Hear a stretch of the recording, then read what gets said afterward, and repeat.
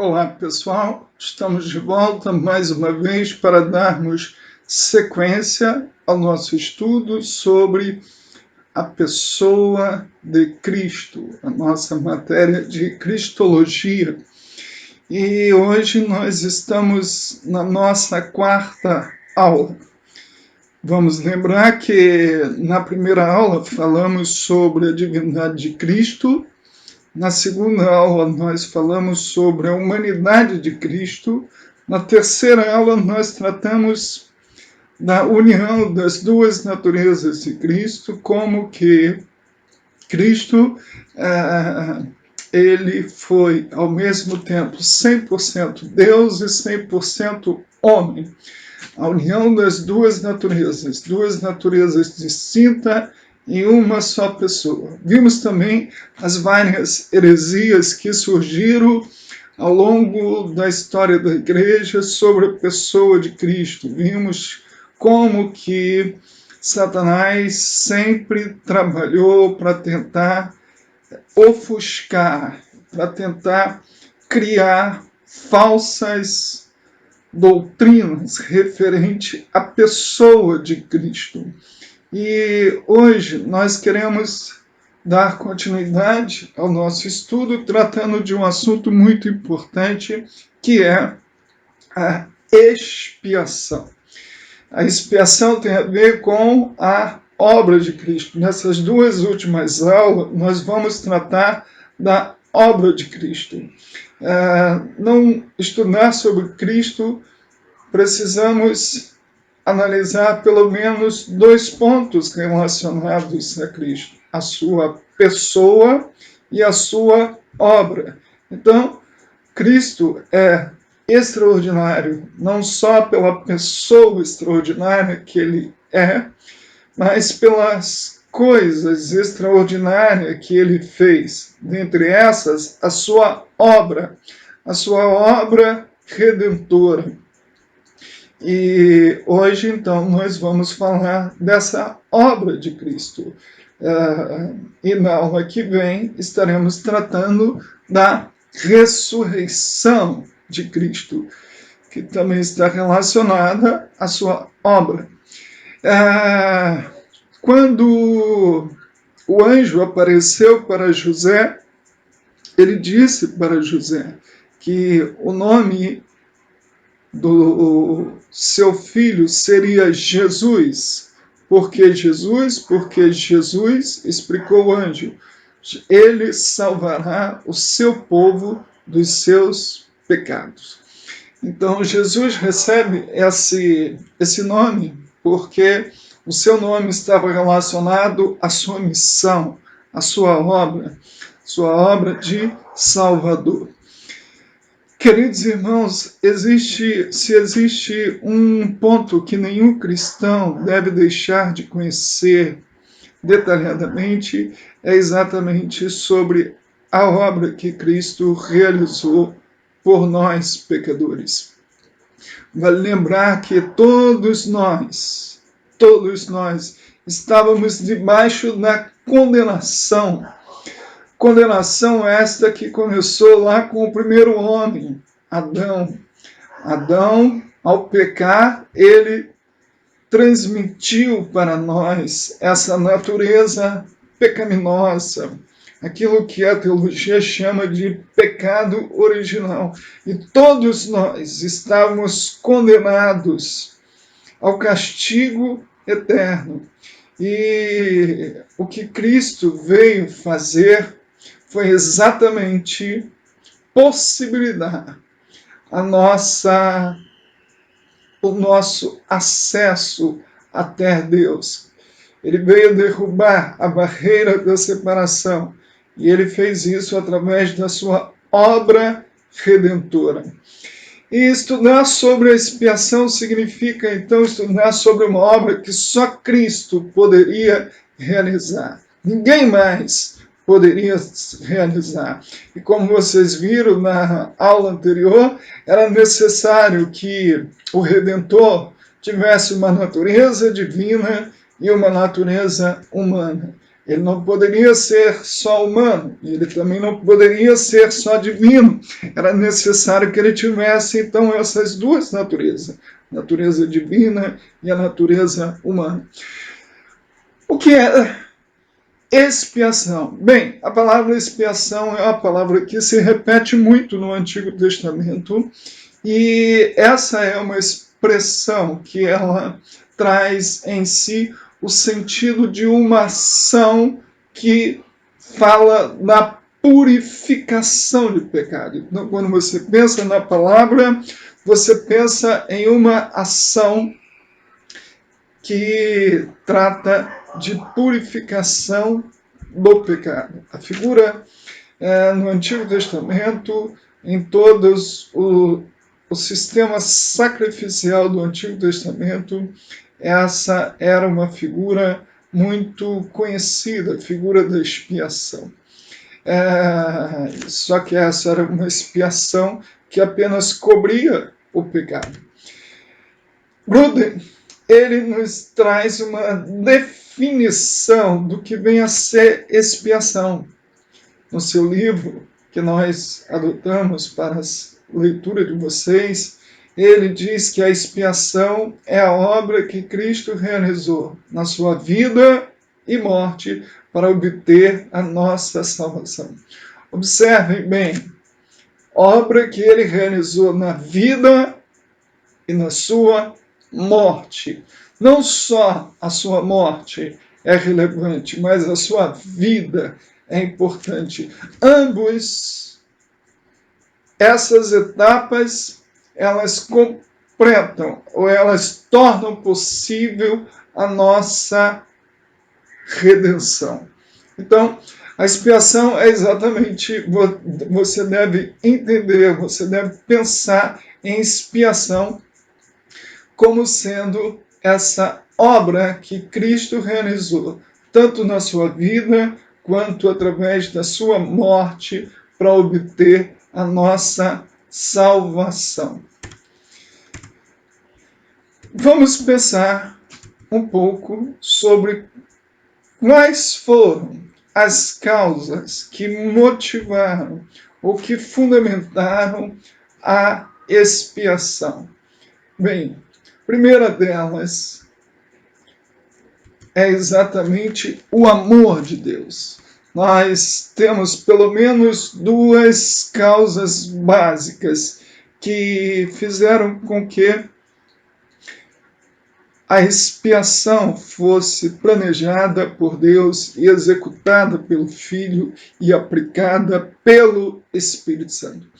A primeira causa da expiação, o primeiro fundamento, a primeira motivação que levou Deus a promover, a planejar a nossa expiação é o seu amor. O texto conhecido de João 3,16 diz que Deus amou o mundo de tal maneira que Deus, o seu Filho unigênito, para que todo aquele que nele crê não pereça, mas tenha a vida eterna. O amor de Deus levou que ele planejasse e enviasse seu Filho para poder efetuar a nossa expiação. E um outro texto muito conhecido também é o texto de Romanos, capítulo 5, versículo 8, que diz que Deus provou o seu amor para conosco pelo fato de ter Cristo morrido por nós, sendo nós ainda pecadores. Não resta dúvida que a maior prova que Deus dá do seu amor pelos homens pecadores é enviar seu Filho Jesus Cristo para morrer numa cruz.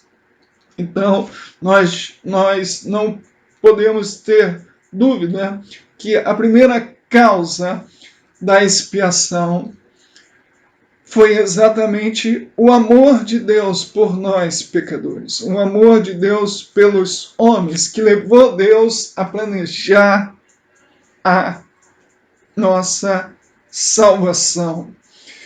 Mas não só o amor de Deus, mas também a sua justiça.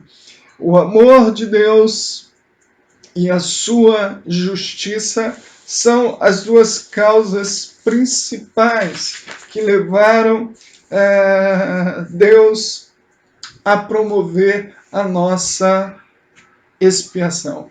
Esse texto de Romanos, capítulo 3, versículo 25, é um texto muito importante que eu gostaria de ler também para você. Esse texto diz exatamente que a quem Deus propôs no seu sangue como propiciação, mediante a fé, para manifestar a sua justiça, por ter Deus, na sua tolerância, deixado impunes os pecados anteriormente cometidos, tendo em vista a manifestação da sua justiça no tempo presente, para ele mesmo ser o justo e o justificador daquele que tem fé em Jesus. Esses dois atributos de Deus, o seu amor e a sua justiça, eles sempre caminham junto. Deus é amor, mas Deus também é justiça. Algumas pessoas, quando olham para Deus, só enxergam o seu amor e não observam a sua justiça. Mas esses dois atributos de Deus, eles andam sempre juntos, tanto o seu amor quanto a sua justiça. Pelo seu amor, Deus desejava nos perdoar e nos reconciliar com Ele. Mas, por outro lado, pela sua justiça, Ele exigia que nós, pecadores, fôssemos punidos pelos nossos pecados. Então, a solução que Deus encontrou foi enviar Jesus Cristo para que Jesus Cristo, então, pudesse atender tanto o critério do seu amor quanto o critério da sua justiça, conciliando, assim, esses dois atributos de Deus. Talvez algumas pessoas perguntam, qual é o atributo maior, o amor de Deus ou a justiça de Deus? Ambos os atributos caminham juntos, tanto o amor de Deus quanto a sua justiça, e esses estão intimamente personificados na obra da expiação. Nós encontramos não só o amor de Deus pelos homens pecadores, o amor de Deus por nós pecadores, mas também nós encontramos a justiça de Deus. Segundo ponto que nós queremos tratar é sobre a necessidade da expiação. Então, no ponto anterior, falamos das causas, da motivação que levou Deus a efetuar a nossa expiação. Mas agora vamos ver um pouquinho aqui sobre a necessidade da expiação. Será que não havia outra possibilidade de Deus promover a nossa salvação, senão através da morte de Cristo na cruz do Calvário? Será? Será que não existia um outro jeito que Deus pudesse fazer para poder conciliar a sua justiça com o seu amor? De um lado, ele tem esse amor por nós pecadores, e por esse amor quer nos reconciliar com ele, mas por outro lado, ele também tinha a necessidade de aplicar a sua justiça a nós pecadores. Bem, Jesus responde essa pergunta quando no momento da sua agonia, da sua aflição, lá no Getsemane, capítulo 26, versículo 39 de Mateus, Jesus ora ao Pai e diz: se possível, passa de mim esse cálice. Bem, Jesus faz essa oração, mas, como você sabe perfeitamente, não era possível que esse cálice fosse afastado. E Jesus sabia perfeitamente disso. Jesus aceitou vir cumprir ou beber o cálice da ira de Deus. A expiação, então, é uma exigência da santidade de Deus. Queridos irmãos, no seu atributo revelado na sua santidade, isso faz com que Deus não tolere o pecado, não tolere a presença da iniquidade ou de pecadores devido à sua absoluta, o seu absoluto estado de perfeição e de santidade. E como então os homens transgressores poderiam se aproximar de Deus se não fosse através da expiação? Essa era a única alternativa para harmonizar a justiça divina com o grande amor. Conselho que depois você leia os capítulos 1 a 3 de Romanos, Hebreus 2 a 17 e Hebreus 9, 23 a 27. Aliás, a carta aos Hebreus é uma carta que fala em diversas ocasiões explicando sobre a obra da expiação, a obra de Cristo. Agora, vamos passar para um outro ponto importante, que é exatamente a natureza da expiação. Bem, vimos a causa da expiação, vimos a necessidade da expiação e agora vamos ver um pouquinho sobre a natureza dessa obra maravilhosa que todos nós fomos alcançados, a natureza da expiação. Primeira coisa que nós temos que observar nesse tópico é que a expiação ela acontece através da obediência de Cristo por nós. Cristo sendo o nosso mediador, ele é o que a Bíblia chama de segundo Adão. E como o segundo Adão, ele obedeceu a Deus, a sua obediência foi uma obediência integral. E essa obediência integral era necessária para que ele pudesse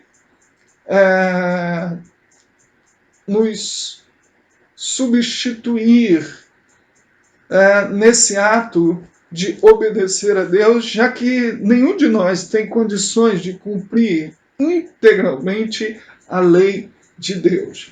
Assim como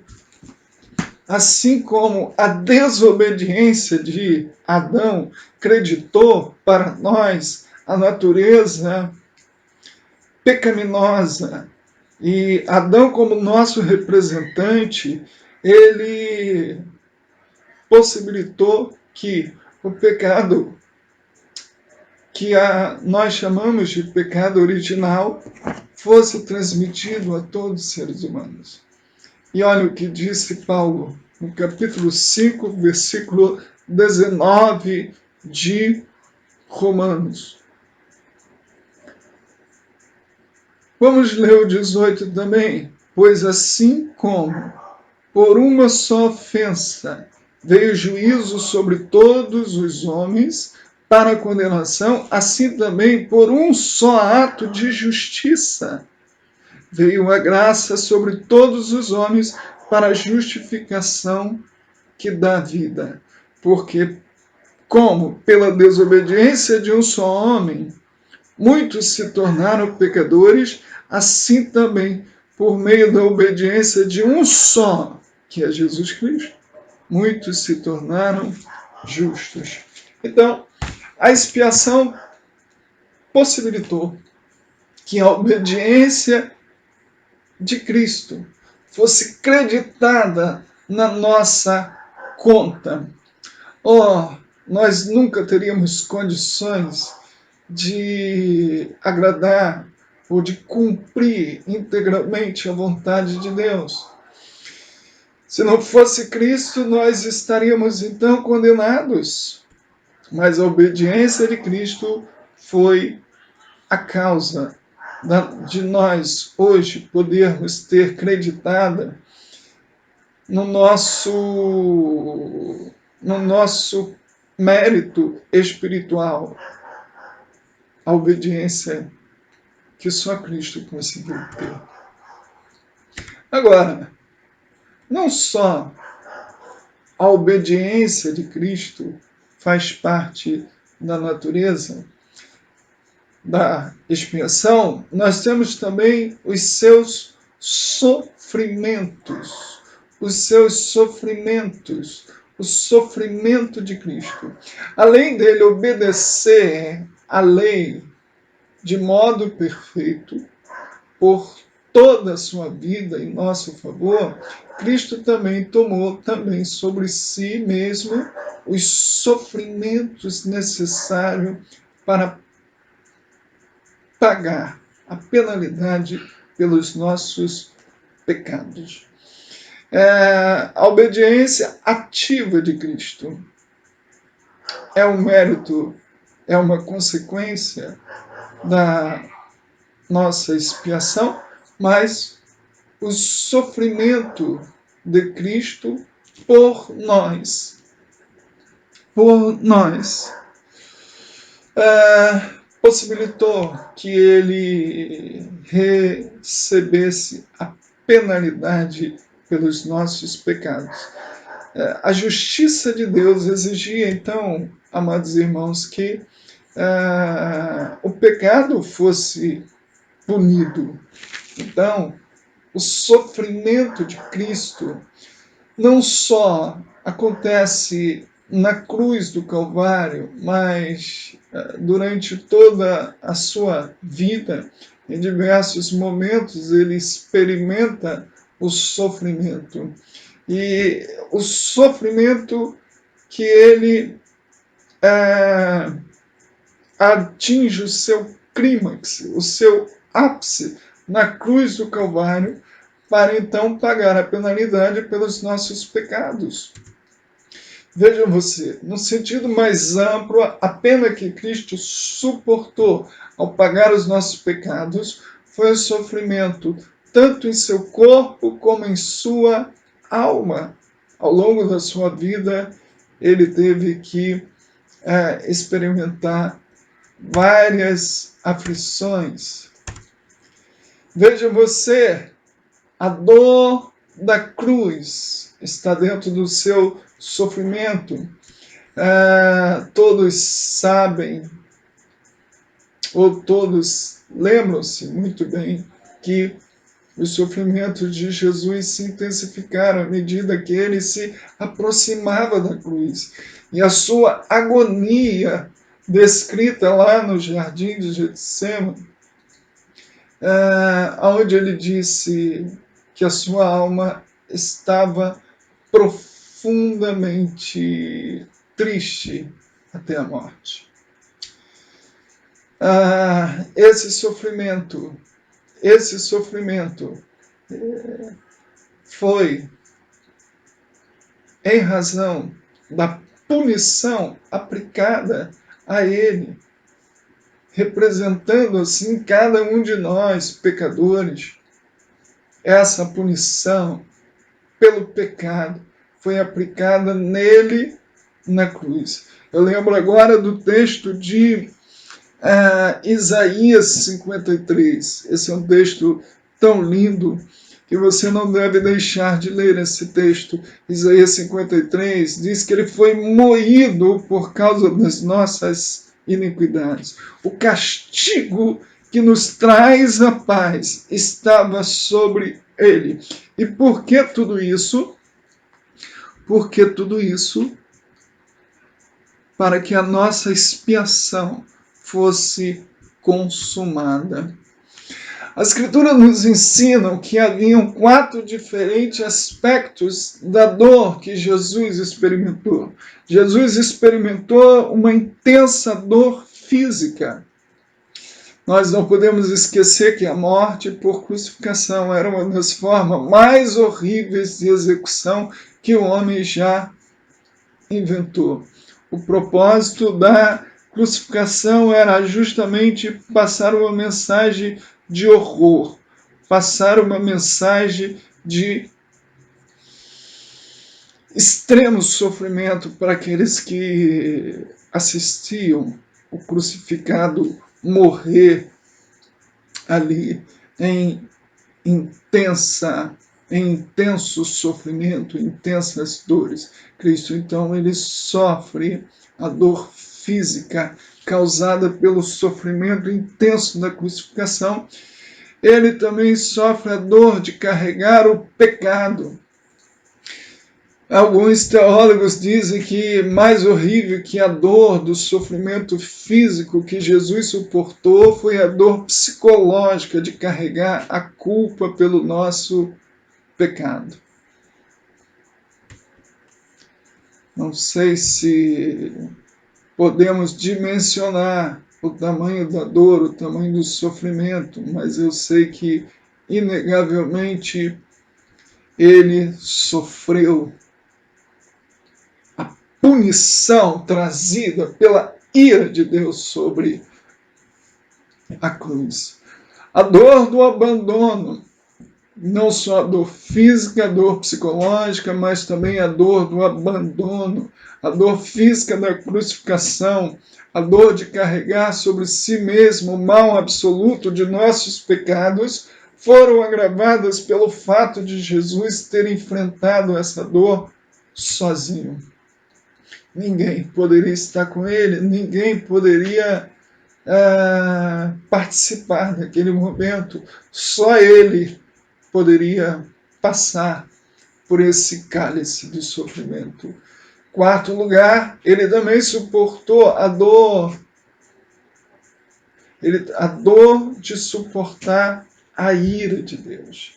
Mais difícil ainda que esses 3 aspectos da dor de Jesus foi ele suportar sobre si a ira de Deus. Como disse, o clímax, o ápice da nossa expiação está exatamente quando Jesus Cristo é crucificado, a sua morte na cruz. Ali então todo o seu sofrimento, ao receber o castigo que nos traz a paz, ao receber sobre si a manifestação da ira de Deus. Ira essa que decorre do atributo da justiça de Deus, de aplicar sobre aquele que comete pecado, castigo pelo seu pecado. Queridos irmãos, em último lugar, a natureza de Jesus, a natureza da expiação, não só fala da obediência por nós, não só fala do sofrimento que ele teve que experimentar, mas a natureza da expiação nos lembra que a morte de Cristo, como o que a teologia chama de substituição penal. A morte de Cristo foi penal pelo fato de ter ele cumprido uma pena quando morreu. Ou seja, o castigo para os pecadores estava ali sendo aplicado em Jesus Cristo. Então, penal quer dizer de condenação, de castigo, mas também a sua morte foi uma substituição, pelo fato dele ter sido nosso substituto. Quando ele morreu, a ideia de substituição foi bem ilustrada. Em todos os sacrifícios do Antigo Testamento, você vê que o animal ele morria no lugar da vítima. Vamos ler esse texto, que é muito lindo, esse texto de 2 Coríntios, capítulo 5, versículo 21. Olha que palavra que você não pode esquecer. 2 Coríntios 5, 21 diz que aquele que não conheceu o pecado, ele o fez pecado por nós, para que nele fôssemos feitos justiça de Deus. Para que nele fôssemos feitos justiça de Deus. Aquele que não cometeu o pecado, ele recebeu o castigo do pecado. O castigo que era para os pecadores estava sobre ele. Olha o outro texto de Isaías 53, que eu recomendo que você leia depois. Todo o capítulo 53, versículo 6, nos diz que todos nós andávamos desgarrados. Como ovelhas, cada uma se desviava pelo caminho, mas o Senhor fez cair sobre ele a iniquidade de todos nós.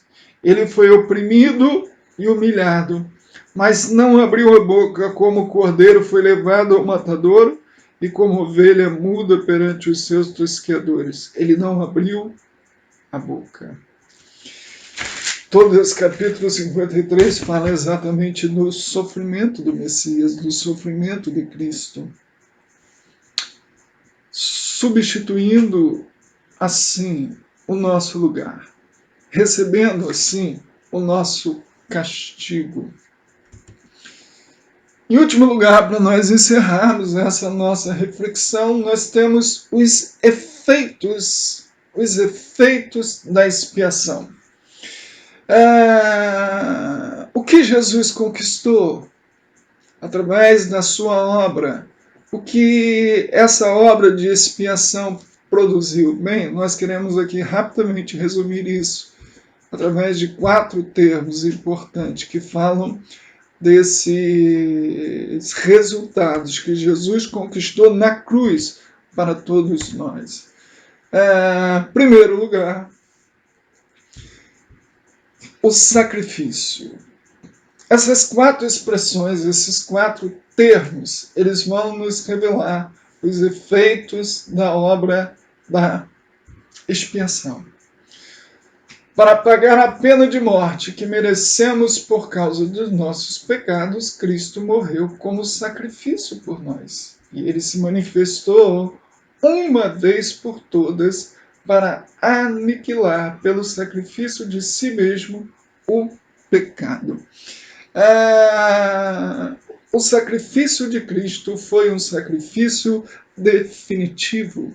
Assim como no Antigo Testamento, diferentemente, aliás, do que acontecia no Antigo Testamento, que toda vez que alguém pecasse, tinha que ser imolado, tinha que ser sacrificado um animal para morrer pelo pecado do ofensor. Diferentemente, Cristo morre uma única vez e um único sacrifício. Então, esse sacrifício feito na cruz é o sacrifício único e o sacrifício definitivo. Hebreus, lá no capítulo 9, ele vai exatamente descrever isso. Verso 26. O sacrifício que Cristo fez foi de uma única só vez. É um sacrifício único e é um sacrifício definitivo, é um sacrifício suficiente. Segunda expressão que nos fala do efeito da redenção é exatamente a propiciação. Propiciação, ela tem a ver com a ira de Deus contra o pecado. Quando falamos em propiciação, lembramos da arca, lembramos da tampa da arca, que era o propiciatório. A propiciação fala exatamente de se cobrir, de se satisfazer a ira de Deus com o sacrifício que foi feito na cruz do Calvário. Vale lembrar que o conceito sobre a ira de Deus aparece por mais de 600 vezes no Antigo Testamento. E no Novo Testamento, a ira de Deus também é um tema muito relevante. São diversos os textos que tratam desse tema, mas uma das consequências da expiação foi exatamente, então, satisfazer essa ira de Deus sobre os pecadores. E isso fica muito evidente na cruz, no sacrifício, no sofrimento de Jesus. Terceiro lugar, terceiro efeito, a reconciliação. A reconciliação. Jesus veio para poder reconciliar o homem com Deus. Para vencer a separação de Deus, precisávamos de alguém que nos proporcionasse a reconciliação. Nós estávamos longe de Deus. Nós estávamos separados de Deus por causa do nosso pecado. E um dos efeitos da expiação é exatamente nos proporcionar de novo o acesso até Deus.